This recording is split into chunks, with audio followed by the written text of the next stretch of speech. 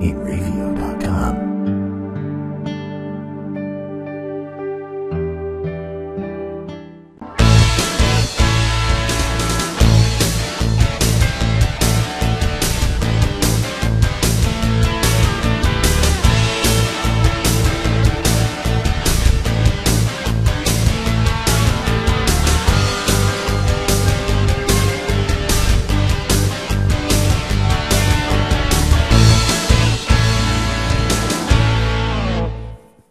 Hello again, everybody. This is Joe Larson, and you're watching the 5 On Racing Show live from New York. Welcome. I hope every father out there had a wonderful Father's Day.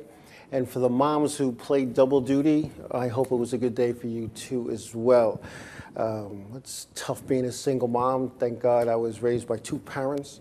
I couldn't imagine what it would be like having just one. So happy Father's Day. I had a good time with my girls. We had a nice little brunch, relaxing day. It was all good. My daughter Erin cooked up a nice little brunch for everybody. Erin, a NASCAR scorer in the NASCAR All-American Series here on Long Island. It was good to talk racing with my daughter. It's kind of funny, you know, sitting there talking racing with my daughter, where she knows, and please don't tell her this, she knows more than me about some of this stuff. So it was interesting to do that. She's been scoring for a long time now, the chief scorer at Long Island's Riverhead Raceway. And it started when she was about 12, actually. I had all my kids on the payroll. You know, my son was on the track crew, who was selling programs, and my daughter Erin was the message board operator. So when the cars came out on the track, she plugged in their number, a little thing came up, she put the sponsor stuff up. And it was a tour race, and I was the race director. I'm up there with the series director, Ed Cox. I'll never forget this. And we're sitting up there, we're doing the race, and that was the old way we used to score back then. There was no transponders. Each car had its own scorer, and we had a head scorer down with the group of scorers, and we had two people up in the tower with me doing what they called caution tapes, keeping track of whatnot, and who scored the first half, who scored the second half. And we had a caution. Riverhead's a quarter-mile racetrack, and you have 28 cars spread out, the pace cars hitting the last place car. And it was a discussion about the lineup, to get them back in line. And the two scorers had a different opinion of it. The head scorer down with the group had a different opinion. And my daughter whispers in my ear, she goes, it's the 12, then the 28.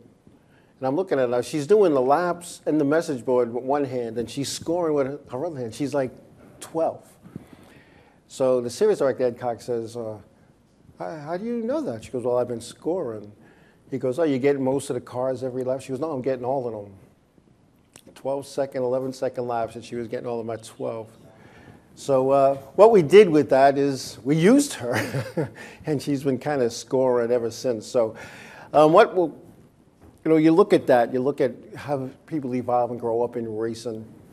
You know, many people in racing today started as little kids, where they went there as a fan, went with their parents or with their dad, their mom, the guy next door, and their interest grew from that. Now, my kids basically were born at the racetrack for almost something. We have a Victory Lane picture, and my daughter Jessica was like born a week later. We have a Victory Lane picture, and she's ready to pop. And my kids, I call them track rats. They were always around the racetrack, and that's what it is. It's a family sport, and people sit in the same seats in the same row year after year after year, and you watch people age, and you look, and you see new people come in, little kids coming in, and the interest is just growing, and some of those guys and gals that become race car drivers, and it's a good thing. So anyway.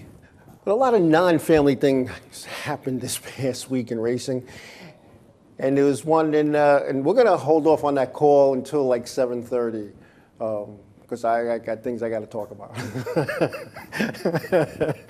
Dino, I'm sorry, man. I got some things I got to do. I got some stuff to take care of. But anyway, and I appreciate Dino Alberto from Mahona Valley Speedway in Pennsylvania calling in with some information for us. But anyway, when you hear about things, and a couple of things happened at racetracks around, and one was at the Bowman Gray Stadium in North Carolina, and the other one was at down in Charlotte. And I'll talk about the Charlotte one first, because this one bothers me. Mike Wallace, former driver in the top 3 series for a long time. Mike was beaten senseless, along with his daughter Lindsay, by 3 thugs. And after a concert in Charlotte, North Carolina, it wasn't at a racetrack per se, but Mike is well known. Everybody knows who he is. And he was knocked down and knocked out. And even then, these 3 perpetrators continued to beat and punch and kick him about the face, knocking him unconscious. Well, he was already unconscious, knocking out his teeth. Some of his teeth were pushed up into his gums, and he just, it's sad. His daughter, too, is beaten as well. And you look at this assault, this senseless assault. This is what's going on in America today because, in my opinion, there's no accountability. There's no recourse here. Okay, he got beaten severely. His daughter, he's out having a good time. And these 3 morons, no matter what was said or done to cause this, nobody deserves that.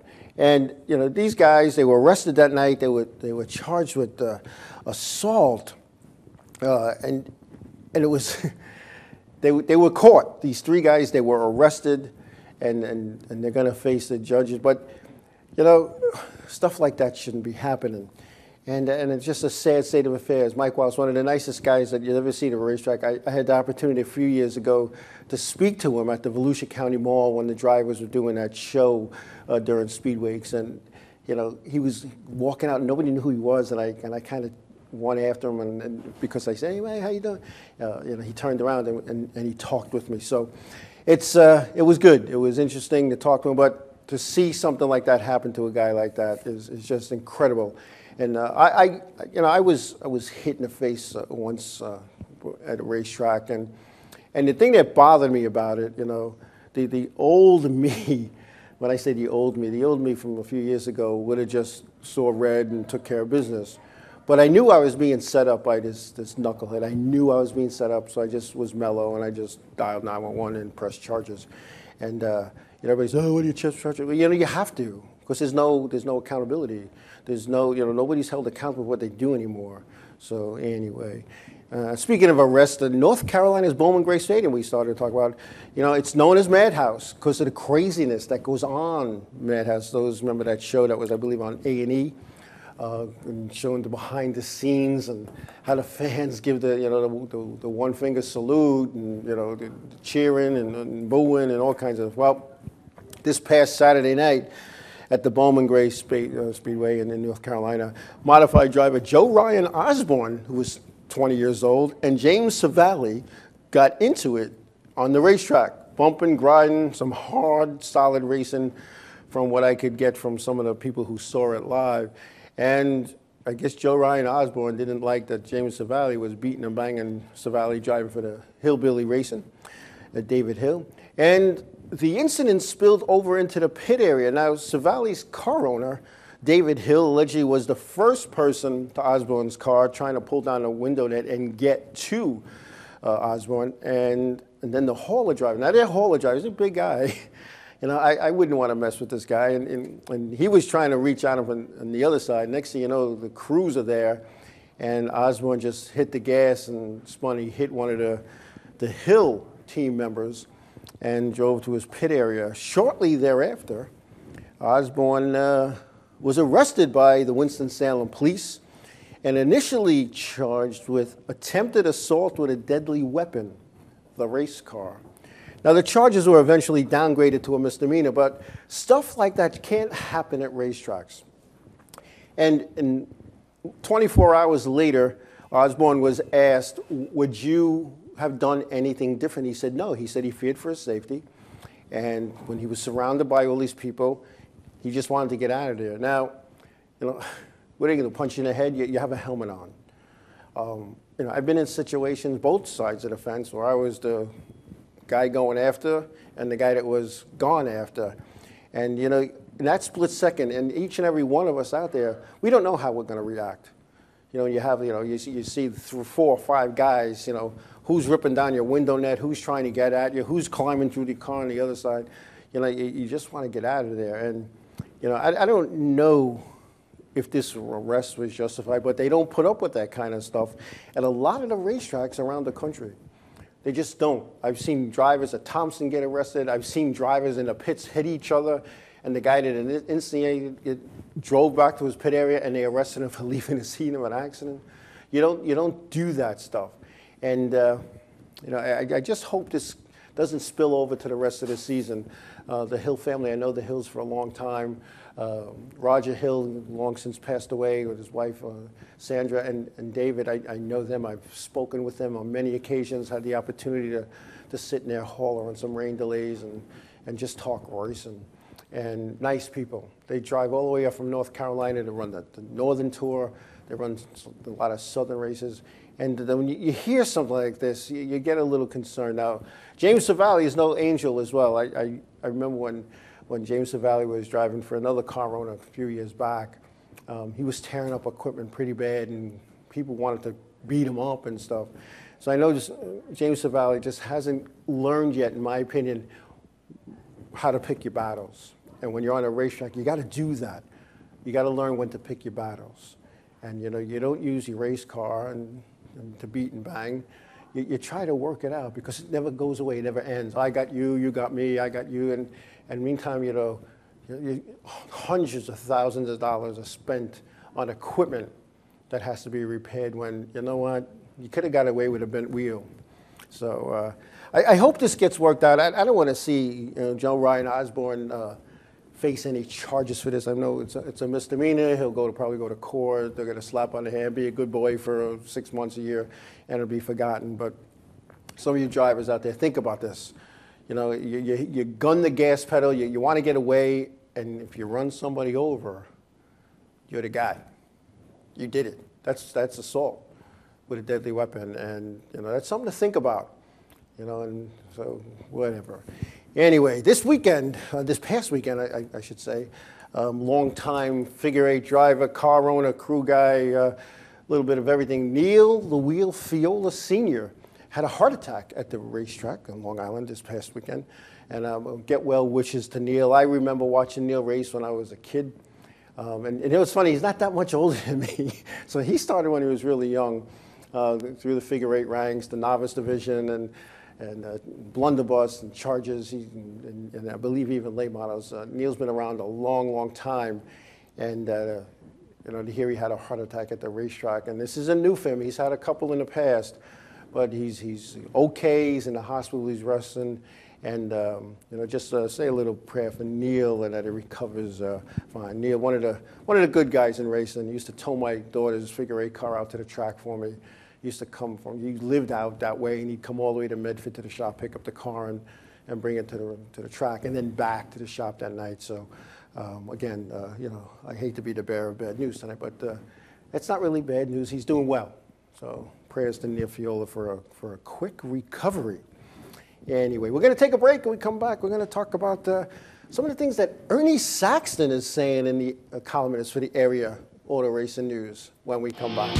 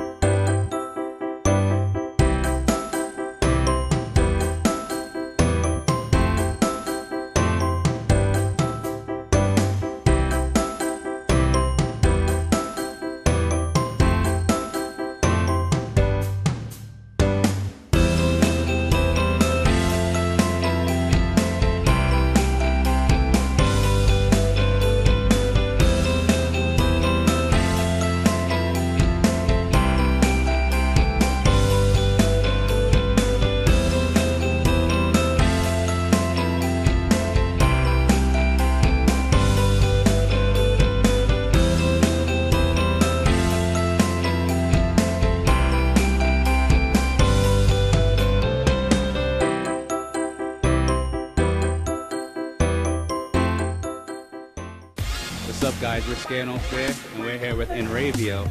If they catch you at a show with one of these bracelets, you will win $100. That's a lot of money. So get a bracelet. Do whatever it takes to get that. Hit them up online.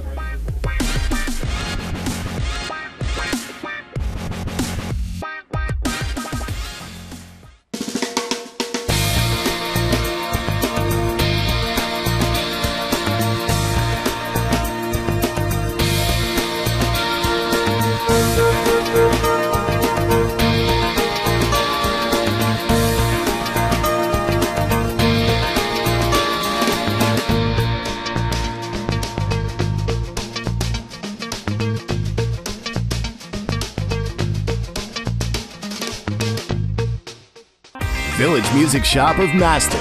1-800-HEY-DUDE, your full-service store with personalized attention, school band instrument rentals and sales, music instruction on all instruments for all styles and age groups, for guitars, drums, amplifiers, PA systems, and accessories. It's Village Music Shop, 1495 Montauk Highway in Mastic. Call 1-800-HEY-DUDE or go to villagemusicshop.com.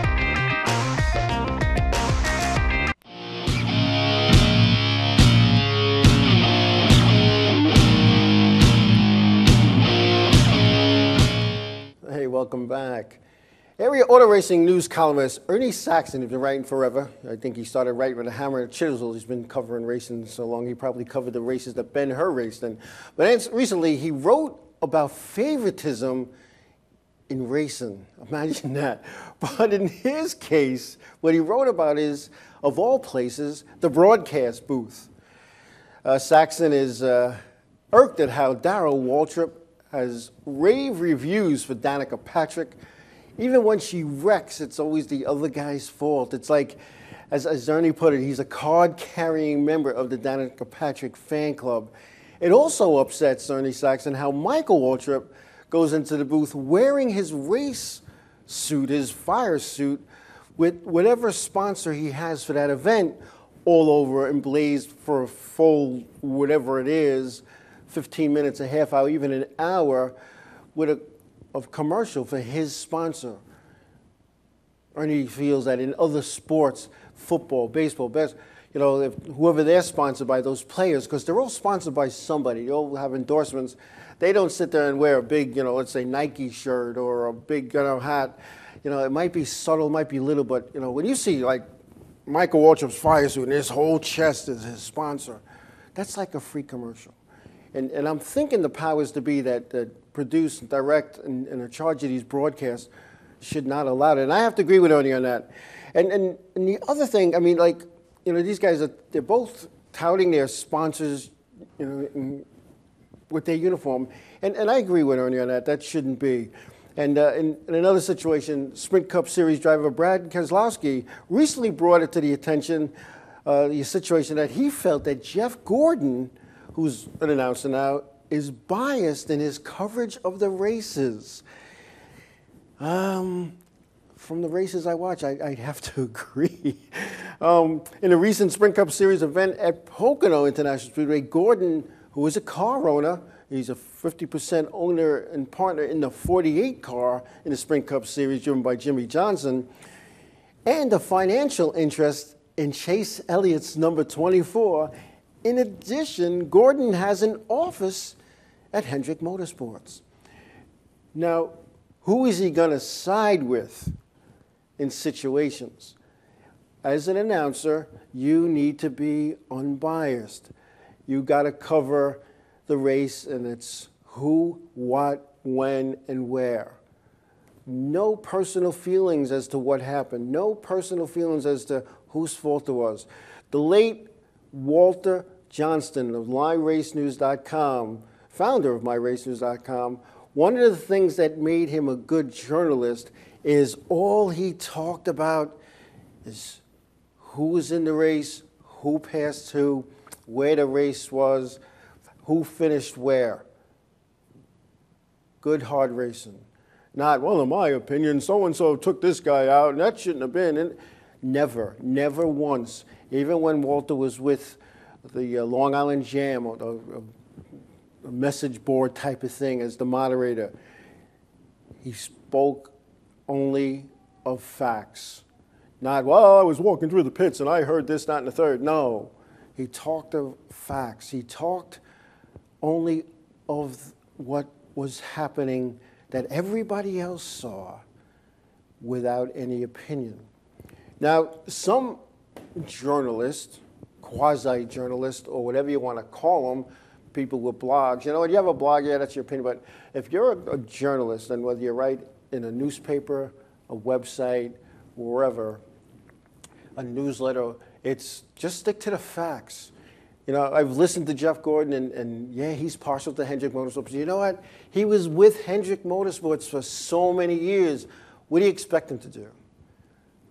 I don't agree with that. It's tough to be unbiased, and you know, and I know that, and sometimes it's hard for me to back off from some of the things I say and do, and you know, you guys all know that. But you know, you have to do that. You're in the top series and announcing and broadcasting the top series in racing in America, NASCAR, the Sprint Cup Series.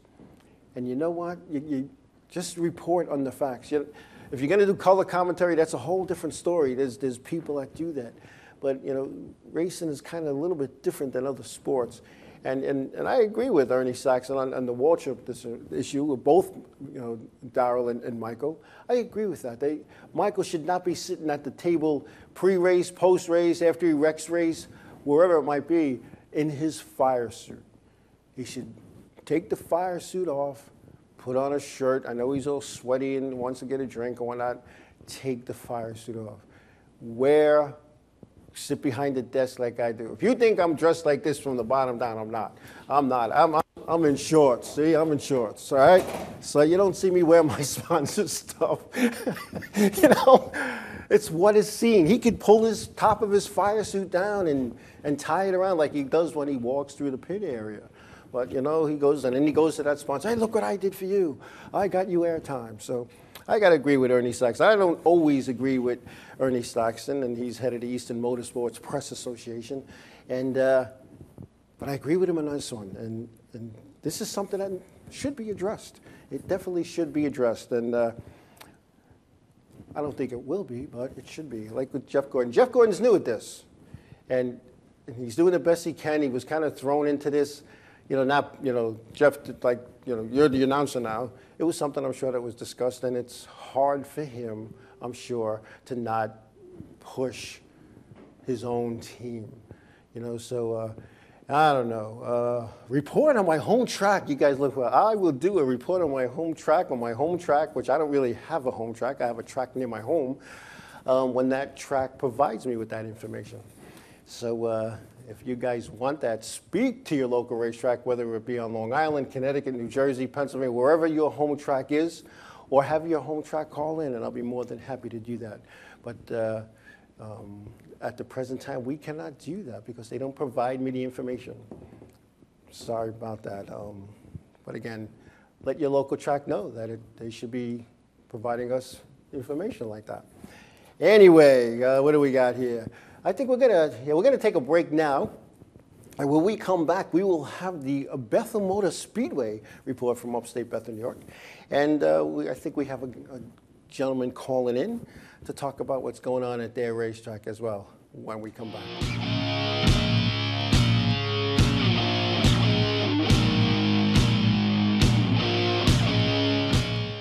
Inravio.com wants you. Inravio provides the best in TV, film, post-production, and so much more. And we're growing. Right now, we're looking for a team of pros that can join us. So what are you waiting for? We need show hosts, production crew, marketing gurus, sales experts, audio engineers, lighting, visual effects, and camera crews. We want you. Go to Inravio.com/join the team. Hey, I'm Raul Panther. And I'm Commander B. Hawkins. And I'm Rich Weller. We're some of the proto men. If we see you without this bracelet, you're a punch in the But if you have this bracelet from Inravio.com, you can win $100. Put one of these on, or else.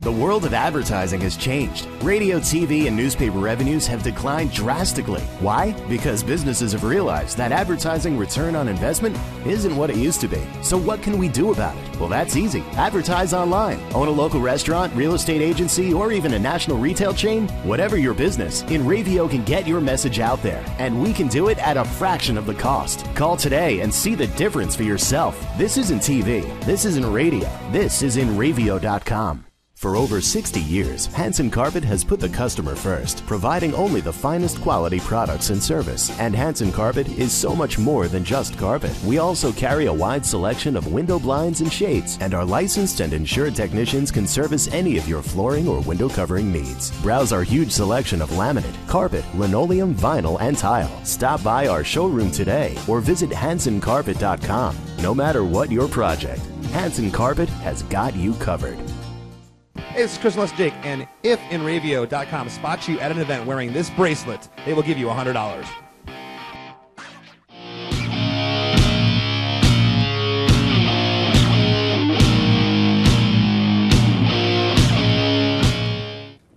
Welcome back. Welcome back. All right, Bethel Motor Speedway up in Bethel, New York, a nice place. And we have the mod results, the Bethel Modifieds coming up right now. And in Bethel, we had John Coate was the winner, followed by Joe D. Garcia. Second, Steve Galgano was third, Skip LaPolte fourth, and Robbie Konakowski was fifth. In the Bethel Sportsman division, the finish went like this. Paul Martin was first. Mike Dolka was second. Dan Doolin was third. Kyle Redner was fourth. And Rick Mill rounding out the top five. In the Legend division, we have Richie Coy was finished first there with Mitchell Dowd second. Ed Dockenhausen third. Jerry Machia was fourth. And Mickey Policastro was fifth. In the Bandolero Series, we had Tyler Dockenhausen was the winner with Joey Ongst second, Mike Roth third, Jade McElravy fourth, and Kana Paisaki was fifth. The four cylinders, we had Brian Bauernfeind first, Mickey Travis, Tim Curry was third, Joe Smith fourth, and Kerry Gingeter was fifth. So that was the action at Bethel Motor Speedway this past weekend. Thank you, Tracy Churko, for providing that information to us and for being a partner here at the 505 on Racing Show at Inravio.com. Okay, what do we got going? We got some things going on. This past weekend, there wasn't too much action in the top three. We had Iowa, I'll tell you what, I worked out there a few times. Xfinity Series back was known as Nationwide, and some K&N Series, Pro Series East-West Combo Race. And it's a track owned by Rusty Wallace. It's in the middle of literally nowhere. However, because it's in the middle of nowhere, it's going to take forever and a day for growth and building to surround the place, and people are going to say, hey, this track, and we know it's here 20 years, but we just moved here and we want to close it. I don't think that'll happen. It's surrounded by a cornfield, and the landing strip that Rusty Wallace built next to the racetrack for the teams to be able to fly in and fly out. So beautiful place, beautiful facility. If you're ever in Iowa, you might want to check the place out. But I'm serious. It's a beautiful facility, beautiful. And Rusty Wallace, when he had that place built, spared no expense. No expense. It's comfortable. There isn't a bad seat in the house. The pit area is nice. The garage area is nice. And they put on some good shows there out in Iowa. So the Camper World Truck Series was out there this weekend, as well as the Xfinity Series.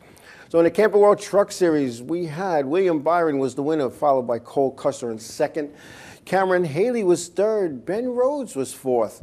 Tyler Reddick was fifth, with Daniel Suarez taking a sixth spot. Ben Kennedy, seventh. Matt Craftston, eighth. Christopher Bell, ninth. And rounding out the top 10, Johnny Sauter. The pole was taken by John Hunter Nemechek, who finished 12th. One lap down. Their next event will be at the Gateway Motorsports Park Saturday, June 25th at in Illinois, the Gateway Motorsports Park, a very, very nice facility as well. The Xfinity Series was in Iowa as well, with Sam Hornish Jr. getting a win there, followed by Ty Dillon. Brad Keselowski was third, Daniel Suarez fourth, Alex Bowman fifth, Elliott Sadler was sixth. Then we had Justin Allgaier seventh, and Brendan Pohl, 8th, Darrell Wallace Jr., 9th, and Ben Kennedy rounding out the top 10. Eric Jones had the pole. He finished 27th, 7 laps down to the leaders. Their next event will be July 1st at Daytona for that July 4th, as they call it. It used to be the old Firecracker 400 weekend, and it used to race on the 4th of July, but now it's the way it falls, and it'll be July 1st and 2nd. So that'll be a nice event for the Xfinity cars at Daytona International Speedway. And I'll tell you what, Daytona Speedway, since it's remodeling, reconstruction, changing things, removing seats from the back stretch and putting everything in the front stretch, going other tiers coming off and onto the turn, Charlotte Motor Speedway is doing something very similar. It seated 117,000. They reduced it down to 86,000, kind of doing the same thing in suit as Daytona did. And, it's funny. And part of that is, in my opinion, part of that is because they're not filling the place. Like it used to be, they kept adding seats, and there was still waiting lists. And as we all know, we watch some of these events, and there's a lot of empty seats. Now, granted, some of these seats are paid for. A lot of people say, oh, they lost their shirt. You go to any Sprint Cup Series weekend, and, where they're running Sprint Cup, Xfinity, and possibly, Camp World Truck Series, and you go to any of these weekends, there's guys that are standing on the corners with fistfuls of tickets. They're trying to sell them. They're trying to get you to buy their tickets. Now, they've bought all these tickets, and if you go to the website a couple of days before and you try to find seats, you're going to be hard-pressed to find some. That's because these people go out and they buy all kinds of tickets in hopes of scalping them. So what happens? Tickets are paid for, the seats are empty. Our viewers, TV viewers, and even people that are there saying, wow, they lost their shirt, a lot of empty seats. Well, no. Take that Pocono race that got rained out Sunday and nobody showed up to watch it on Monday. They already had your money. The race was rescheduled for the next day, and they already had your money. They could care less if nobody came.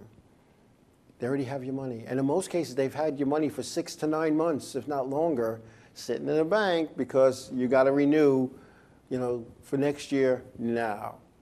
And that's one of the things that kind of bothers me about this business of auto racing is you need to get your tickets so far in advance. Yeah, I know you want to make sure it sells out and you have a good crowd, but they're sitting on, think about it, you have 100,000 people come to an event. Let's say 50,000. Let's go to a small venue. 50,000. It's $100 a seat. It's $5 million that they're sitting on for 9 months. Even at 1.5% interest. Think about it. It's sitting in the bank, sitting there. Now I'm sure they use it like when you make a bank deposit to a safety or a savings account, and they use your money. That's the money they use to loan out to people. So they're paying you like 1 to 2%. And they're charging 19. That's okay. That's banking. Racetracks are no different. Racetracks are no different. That's how they make some of their money. It sits in the bank.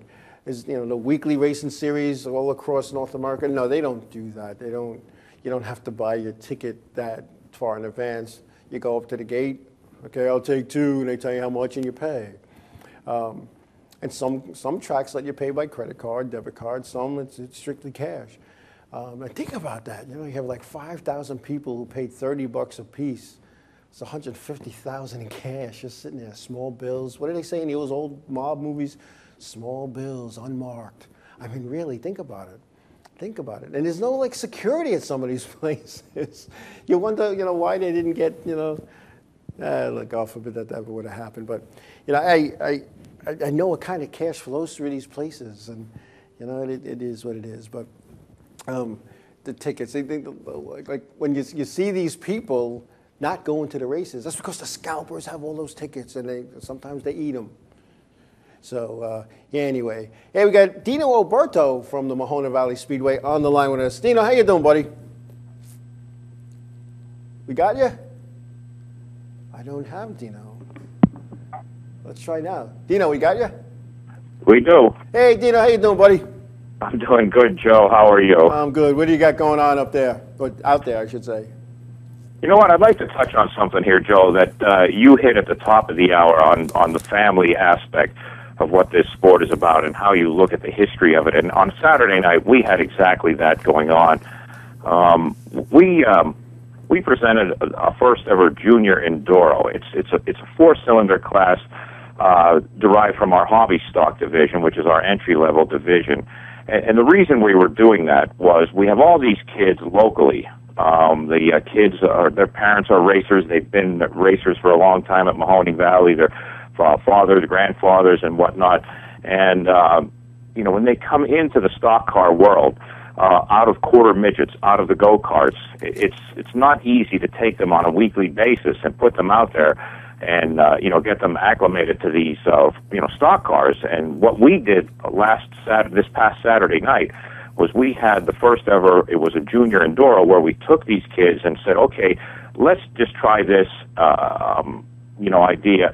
And they ran out there. There was about a dozen of them, and it was a timed event, just like a regular enduro, but we took every possible safety precaution involved with it, and it went off absolutely perfectly. And it was so historical to me, because the young lady that won, by the name of Avery Arthofer, her grandfather has so much history at that track.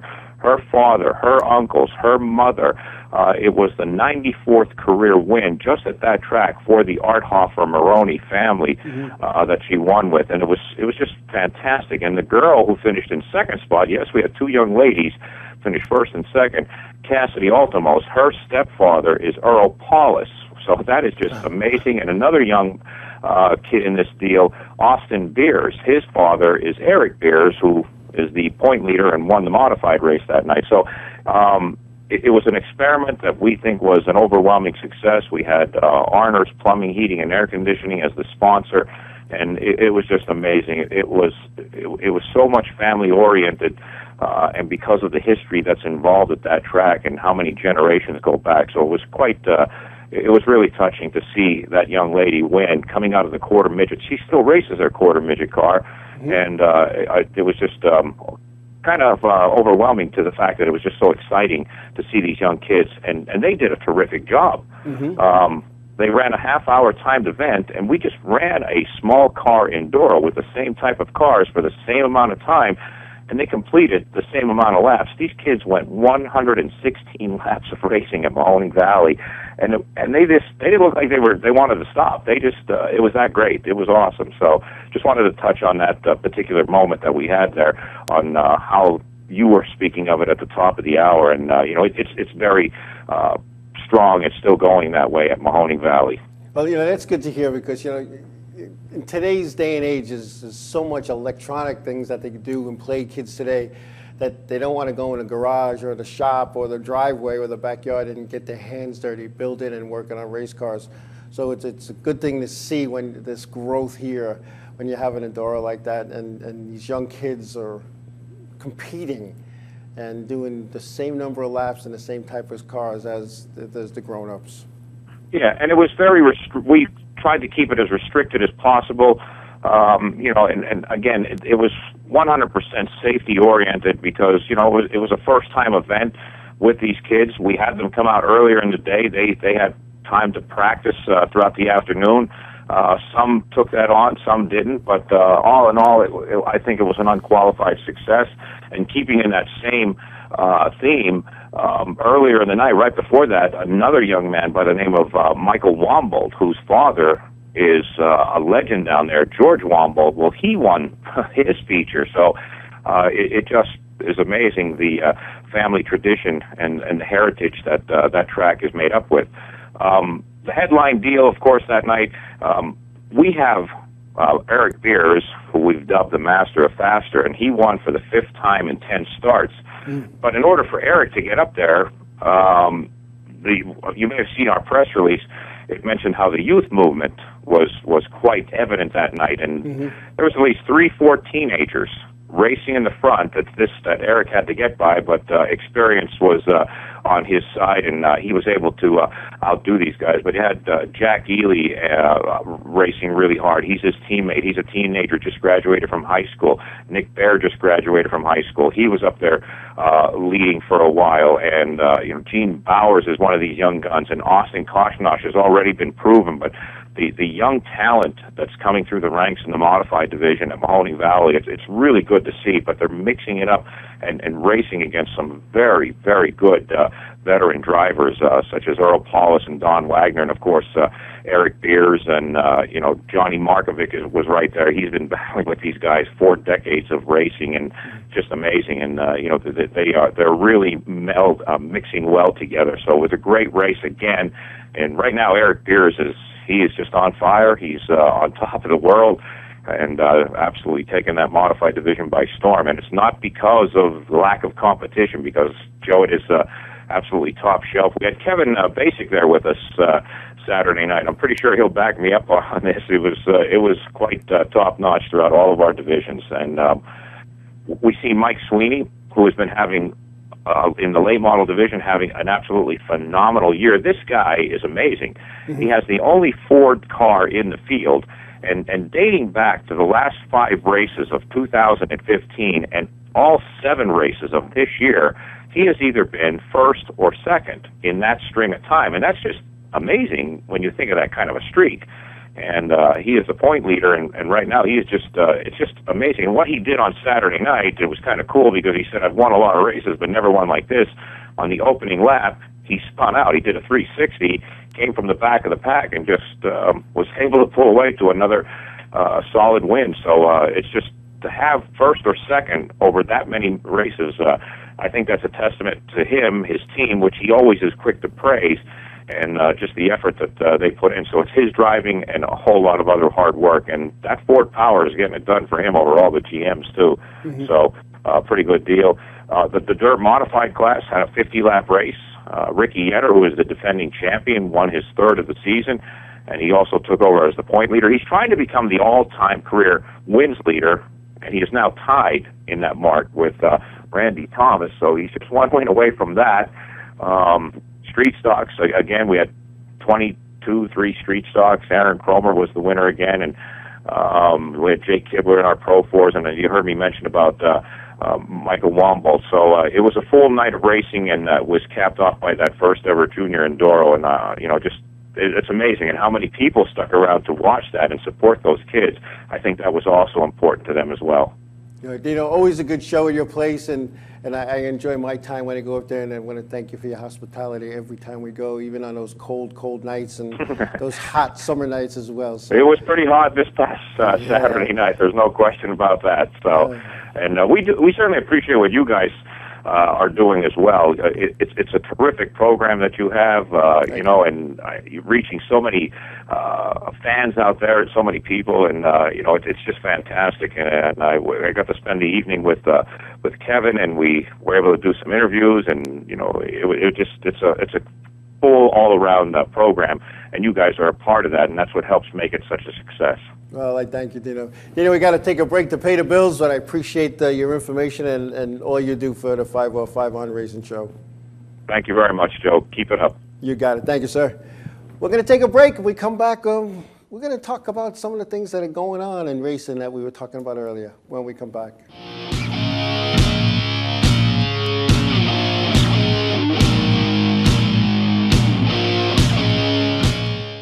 Village Music Shop of Mastic.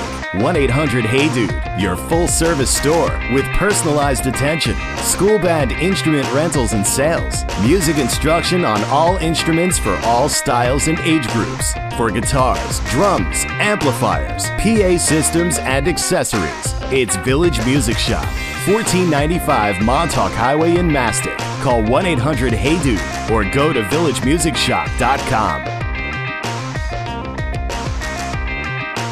What's up, guys? We're Scano Fair, and we're here with Inravio. If they catch you at a show with one of these bracelets, you will win $100. That's a lot of money. So get a bracelet. Do whatever it takes to get that. Hit them up online.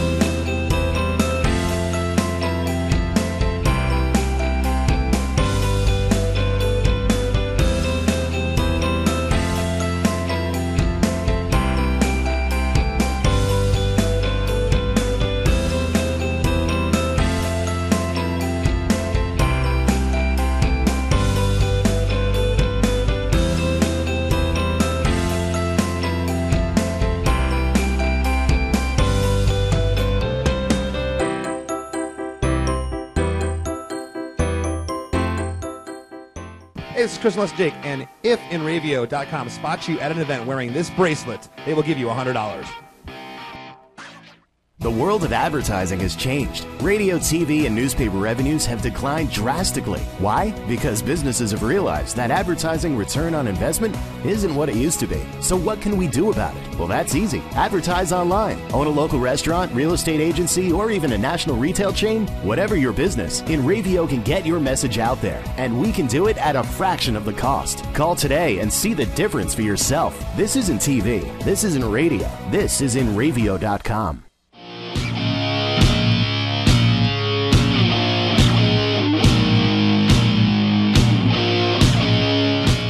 Welcome back. Yeah, the K&N Pro Series East was at Stafford Motor Speedway this past weekend, with Noah Gragson taking on the win there, with Dylan Bassett second. Spencer Davis was third, followed by Justin Haley. Then fifth was Todd Gillian. Colin Gabre was sixth. Austin Theroth was seventh. Christian Cecilia, I believe that's how you say it, Cecilia, was eighth. Hunter Blaze was ninth, and Ruben Garcia Jr. rounding out the top 10. The K&N Pro Series East puts on an awesome show at the Stafford Motor Speedway.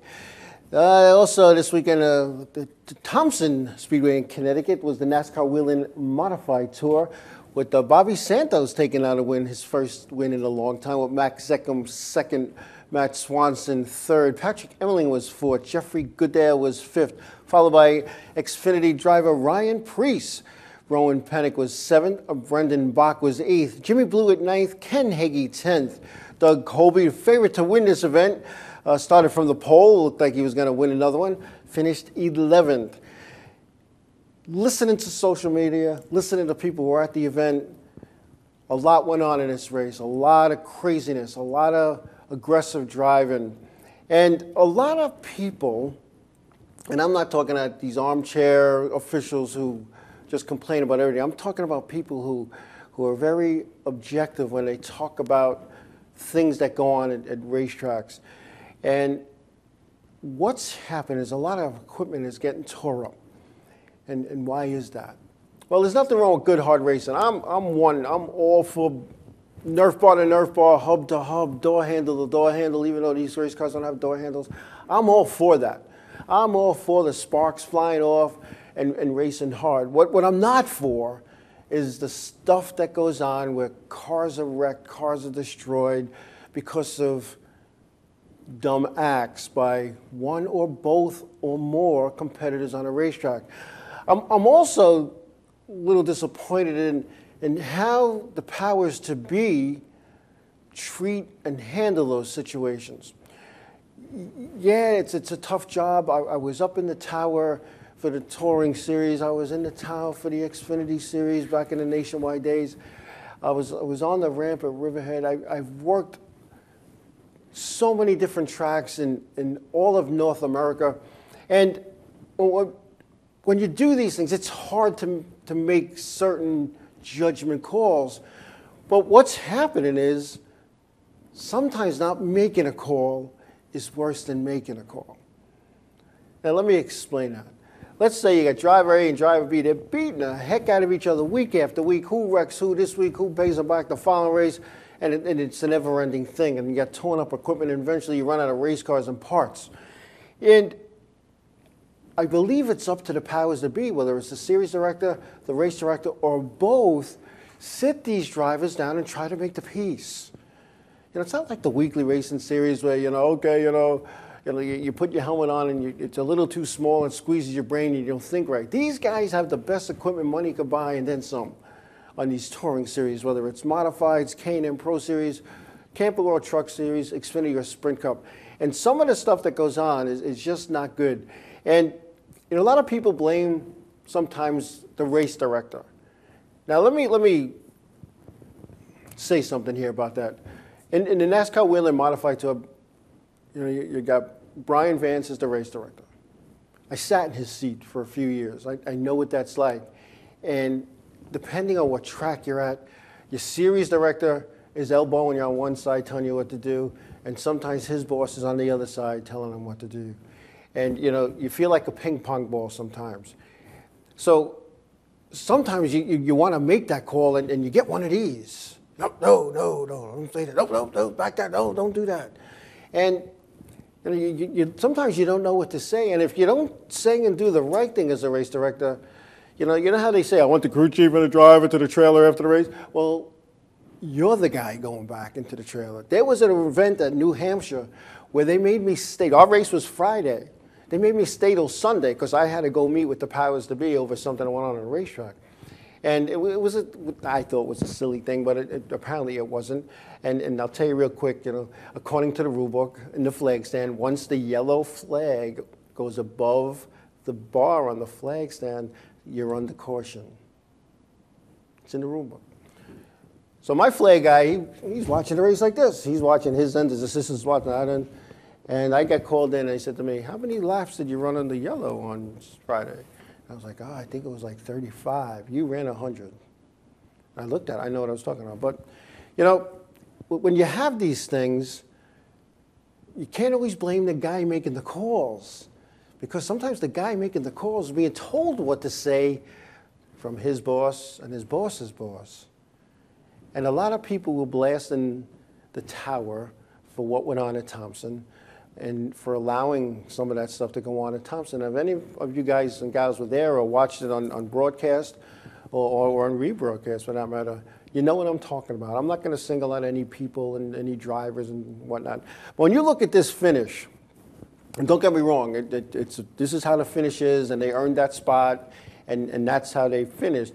Some of these guys maybe wouldn't have been in the top 10 if it were not for that late race incident that, in my opinion, and from what I could see and read, was kind of caused by up in the tower.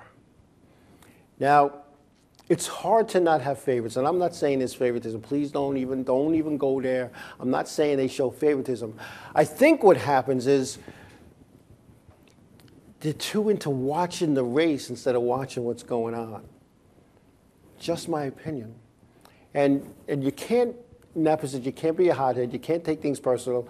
When you have a car owner that wants to come talk to you about what went on in the racetrack, you can't say, that race is over. We're not talking about that. No, you got to listen to them.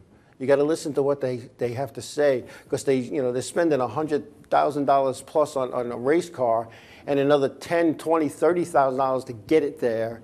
And if that car owner wants to talk to you, you need to open the door, you need to sit down, you need to bring them in, you need to talk about it. And if that car owner or driver wants to vent and yell and scream at you, in a professional manner that is, about what went on or what didn't go on, you have to sit there as a race director or a series director and do this. Passive listening. You need to let them vent. When they've calmed down, then you talk with them. You don't talk at them. You don't talk down to them. You don't make them feel like, they're just dirt. Without these car owners, you don't have a series. And, the car counts are up this year in the NASCAR Wheel and Modified Tour. They're up. They're getting better. They're getting full fields, unlike it was the last couple of years. But there's a lot of new bodies in that series. And a lot of those bodies, believe it or not, are coming from Long Island, where it used to be only one, maybe two from Long Island, because the powers to be back then referred to the Long Islanders as the Wrong Island Gang. See, but now certain people came into the fold, and they're not the Wrong Island Gang anymore, and they're battling for wins here. And you're going to see some Long Islander being up there. And, when the point tally is done battling, it's gone through another transition, the NASCAR Wheel and Modified Tour. There's different people coming around. There's different people finishing in the top 5. You have some past champions that they're not racing as much as they used to. Doug Colby, a great guy. He can win in anything he drives. Doug's, now he's the cream of the crop. The Doug Colbys, the Jimmy Blewitts, they're the cream of the crop. Ryan Priest taking time out of his Xfinity ride to come race modifieds during the week. He's a racer. He'll race anything. Rowan Pennick making a name for himself all of a sudden, winning almost everything there is in the SKs up at his home track and running a tour and still doing well. Patrick Emmerling, another good guy who kind of goes where the good races are, where the good paying races are. Here's a guy that the tour kind of pushed away. lost his crew chief a few years ago who just was fed up of what was going on. And I'll tell you what, you know, one of the things that officials, whether you're the series director, race director, tech director, whatever you are, the guy that measures ride heights, no matter what your job is, you know, you got to remember that race teams are your customers. And without customers, you're out of business. And you need to do whatever you can to make them keep coming back. And it's not about the money, like, oh, I'll pay $50,000 to win and it'll come. No, it's not about, they're not racing for money. Some of these teams, they have boatloads of cash. They're not racing for the money, they're racing because that's what they want to do. Because they enjoy it, it's fun, takes them into a whole different realm. For that minute, they could stop worrying about their business, stop worrying about work. They can go racing. But anyway, that's just my take on that, and then I hope it all works out in the end. So anyway, this week the NASCAR Wheel and Modified Tour will be here on Long Island. Always a good show. Always a lot of cars. A lot of locals bump out the regulars. Should be an interesting show.